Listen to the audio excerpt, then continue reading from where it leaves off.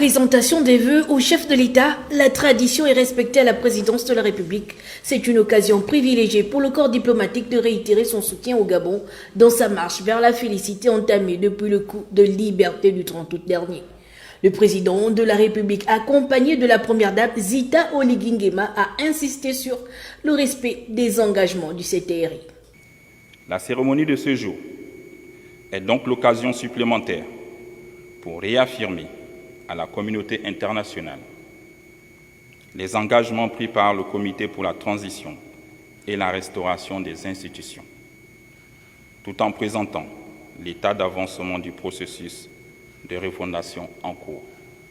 Le CTRI qui œuvre pour des institutions crédibles sur lesquelles seront bâties une démocratie forte, une bonne gouvernance avec en filigrane le respect des droits de l'homme tient à la consolidation des liens de coopération bilatérale entre le Gabon, les partenaires au développement et les différentes nations accréditées sur le sol gabonais. Cette rencontre m'offre également l'opportunité de renouveler l'intérêt que j'accorde au raffermissement des liens de fraternité, d'amitié et de coopération qui unissent si heureusement le Gabon et chacun des États et organisations que vous représentez.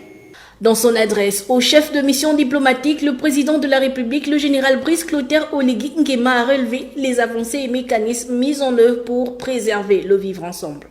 Monsieur le vice-doyen du corps diplomatique, vous êtes observateur et témoin avisé de nos difficultés, mais aussi des efforts que le peuple gabonais et ses nouveaux dirigeants déploient pour faire face aux défis multiformes visant à préserver l'unité nationale, la cohésion sociale et la paix, ainsi que pour assurer la prospérité et le développement du Gabon. À cet égard, soyez remerciés d'avoir reconnu la légitimité de l'acte fondateur du 30 août 2023. Depuis lors, je n'ai ménagé aucun effort pour que le Gabon reprenne sa juste place dans le concert des nations.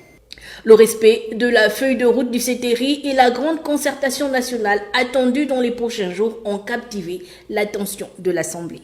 Le chronogramme de la transition que j'ai présenté au secrétaire général des Nations Unies le 18 décembre dernier est en pleine mise en œuvre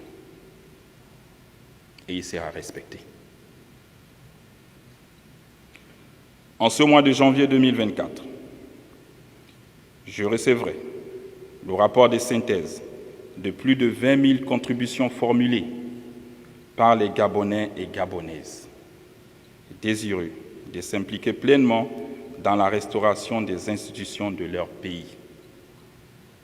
Ces contributions serviront de base aux discussions du dialogue national inclusif. Le bilan du Gabon après 2 ans assiégé comme membre non permanent du Conseil de sécurité des Nations Unies a permis au président de la transition de noter le rôle du Gabon dans l'édification d'un monde plus pacifié et revenir sur la paix qui règne dans notre pays.